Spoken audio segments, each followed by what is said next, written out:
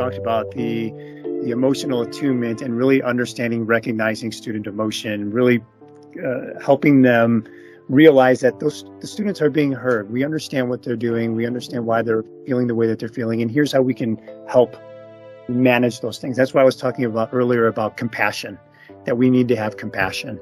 And it goes one step further than empathy. It really goes to, I recognize that you're struggling with something. How can I help you? How can I help you get through this? And that's what teachers need to be doing. That's what leaders need to be doing. And if they're able to do those things, we're going to see a shift. I strongly believe we're going to see a shift. I've seen the shift. So go ahead, brother. So the other piece of that is once you're able to really help them understand the emotional piece of learning, then we can get into structuring how students learn. And so my work in school improvement is really focusing on building teacher capacity around those structures so students can learn effectively, but also helping them recognize that when you're going through this process, there's a lot of skills that the students need to learn to be able to do these things.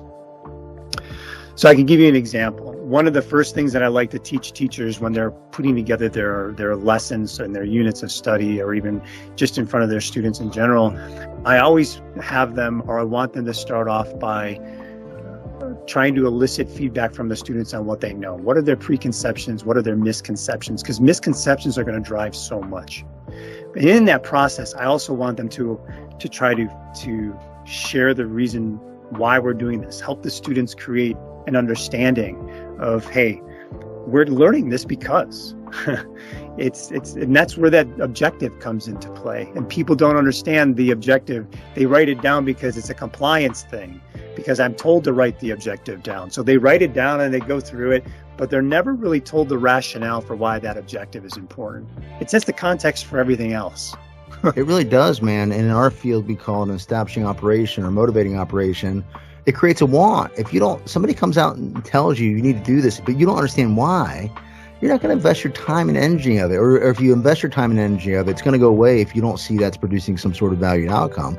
But just like the teachers need to know the why, about why they should engage in that, which clearly, if they do not know to do that, again, it's a failure of teacher training, right? Or it could be leadership training if they're not helping them to understand this is important, this is why it's important. Here's how it's going to benefit the students, but I also want to say this, here's how it's going to benefit you, right? Because we can say make it about the students, but we can't make it, I know you're agreeing with this, we can't make it about the students without making it about the adults. And that why engages the students. And engagement is going to increase the likelihood that they're going to learn. It's also going to reduce the likelihood that they're going to be acting out behaviorally, which is an important reinforcer for a teacher to know, So there's a number of reasons why you want to do this kind of thing.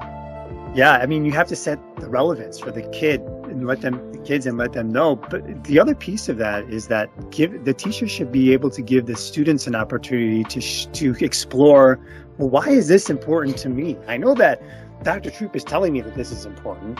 We're learning about the Pythagorean theorem and it's important because of XYZ, but how could I use that? And I almost look at it from the perspective of, job crafting and learn crafting, that students can learn to craft what they're learning about in school to help them make relevance to what they're learning.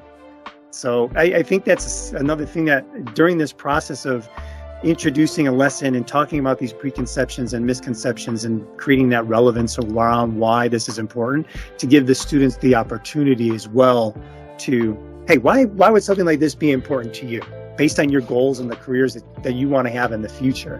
How could this be beneficial to you? Yeah.